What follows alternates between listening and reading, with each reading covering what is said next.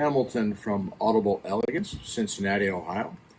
I have a store located on Montgomery Road in Cincinnati, across from Montgomery Cyclery. We do work on Facebook, Instagram, and X. I also write a monthly blog. And please do subscribe to the channel, and because it helps us improve things. Helps us improve things at home. We actually want to get a stand for my wife to do the filming, because right now she has to hold it, and with the medication she has to take to prevent heart rejection, her hands can get a little shaky once in a while. Anyway, she raised a good question after I did an earlier video about how does the average person learn to evaluate a system. And this is something I love to teach in the store. And when I'm there, I'll take the time to do it. It takes about a half hour or an hour to show people what I'm talking about. But I'll try to do it verbally today. Now, when I talk about rhythm, the tool I use is my foot. And I use my foot the exact same way a musician uses the foot, which is to keep oneself in time. They'll either be tapping their foot, or if you watch a video, they'll be taking their hand and tapping their side because they're trying to keep the count. The other thing to notice in concerts is that there are as many speakers pointed at the musicians as there are typically pointed to the audience. Again, they're trying to make sure they stay in time. Now, don't expect live musicians to perform at the same level of the recording. And the reason for that is that they do take after take years ago, because they only had tape machine, that was it. So the Beatles' Good Vibration took 24 hours straight until they recorded the song right. Today they have multi-sync and can deal with that. But tapping your foot mechanically puts you into the same motion as whoever you're listening to, and then while you're tapping your foot to that musician, simply try to see if your foot is going down at the same time as another musician is starting to play their note or sing a word. And if you feel comfortable in moving between the different musicians while you've picked up the count, great. If, on the other hand, you feel like you should be pedaling a bicycle, that's wrong. And that's when you realize that they're not on the same count. Now, I don't recommend using classical music for this, because classical music changes its tempo fairly quickly or often, unless you use something like the Haydn's Clock Symphony or something like that. It can be fairly difficult if you're not accustomed to do it.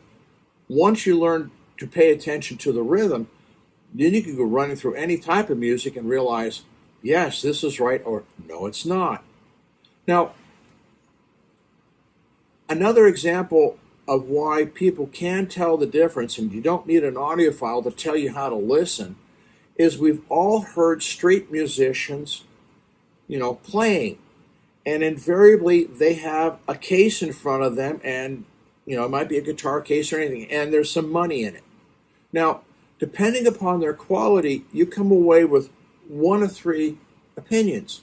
One, they are so bad that the money put in that case is sympathy, okay? Two, they're okay musicians, they're doing okay.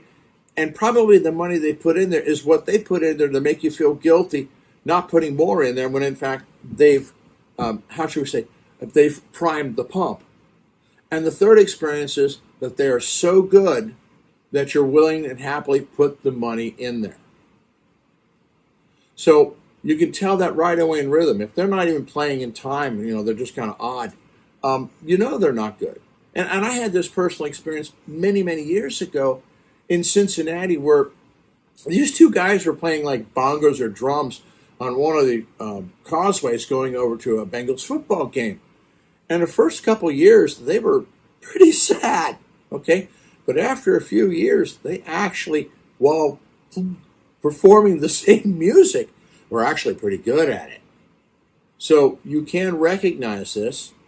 The other question I raise to people, if they don't think they can tell the difference, is When's the last time you heard a good band at a wedding reception? Okay? And most people haven't. And it doesn't matter how loud they play. Actually, it makes them more annoying. Nor do you find everybody tucked back in the corner of the building saying, God, they sound really good back here. I wish I could sit down. No. Poor musicianship permeates the entire environment. End of story. Okay?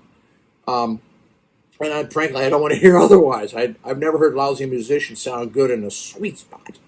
All right, which is another audiophile thing. But that has to do with stereo, not with music. When it comes to what you would refer to as the tune or the relationship of notes, that's where I encourage people to simply hum along. If the music is performed right, you should have a good sense of where the next note is going to be and hum right into it. If there's something wrong, you find yourself stopping the hum and restarting it, trying to pick up the right, how should we say, key. And again, very quickly, you get lost. So the poorer the system is in performing note-to-note relationships, the quicker you get lost by simply trying to hum the tune. Now, and I find this kind of interesting because a lot of the music for years that the Cincinnati Symphony would play was music that you could hum along to. And there was a time when we had a conductor who was extraordinarily good, German conductor, who proceeded to get into modern music, avant-garde stuff. And I was terrorized because I know the level of performance the symphony was doing at that point. What I didn't realize was how good Maestro Gielan had perfected getting the orchestra to play extremely well. And when they started playing things like Janacek, it was stunning, absolutely stunning. Whereas years before, under another conductor, I don't think they would have been able to pull that off at all. So again, you can tell the difference in musical performance in classical, but you got to learn, to listen for it by using simpler stuff, kind of like training wheels, and then advancing forward. So when I talk about rhythm and pitch, those are the things I'm talking about. These are normal things you're experienced with. I've referred to the piano in another video where people peck it around. You eventually start establishing a relationship. Now, when it comes to emotion, this is one where some audiophiles get really hung up. And typically you can find them because they're listening to some sort of female crooner who, they think is singing to them, and it's not. They're singing to an audience. And what you do is it's more than the tonality of the voice. You listen to it as to whether the words sound sung or they sound spoken. And this is best done in a comparison. You can pick this off. And whether they feel like, you feel like they really mean those words or not. I drove my staff absolutely crazy for years by using Eric Clapton and Unplugged. When he's singing about the loss of his own child, it's remarkable that as a singer he could even do that. But you should be able to hear within that song how painful it was, that experience for him. And on some systems, you can't, and on other systems, you simply are in amazement that he could actually do it. Years ago, I had a situation where there was the audiophile reference CD player. It was called the Pioneer PD65 because it had a stable platter mechanism. And the platter mechanism may have been great, and I invited someone to bring this in and compare it against the California Audio Labs. And I chose to use The Empire Strikes Back music. And what was really funny is when I played it on this Pioneer PD65, the Imperial March came across as if it was like you wanted to join these people. This was like a Marine Corps ad, let's go for it. The minute I put it over on a California Audio Labs machine, you could recognize that the music was written in a minor key. Minor keys are typically very unsettling. As a matter of fact, 17 of the 21 movements of The Empire Strikes Back were in a minor key. It was a brilliant use of music to set you up for wanting the third, movie, so that you had resolution, because minor keys beg resolution. So if you're listening to something in a minor key and it's not unsettling to you, there's something wrong. Okay? There's a choice of using a minor key to evoke that emotional response. So again, with singers, even in their voice themselves in the inflections, there should be this emotional tag to what they're singing about. So if they're singing about something that's happy, they sound happy. If they're sad, they sound sad. And the whole range of human emotion. And that's the simple way of doing it. And if a shop tells you, of what you should be listening for in terms of, doesn't this sound like this or this? Be very careful about that. Unless they're trying to guide you to teach you how to ride the bicycle yourself, you're in trouble. Because if they get you stuck on training wheels, then they've got control. I try to teach my customers to be free of any salesman, including me.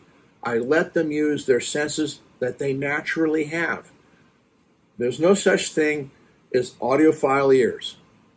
There are people who are trained to listen for things, yes, but they don't have special ears, okay? So let's put that one aside. So when I talk about these elements, this is what I look for. I know some of my English audience is going to have some fun with me on this because they've referred to it, I think, as Pratt. And they have their own quibbles with it, and that's fine. But if I can be taught tools that are more effective, I'll use them. Right now, I haven't. So there we are. Thank you.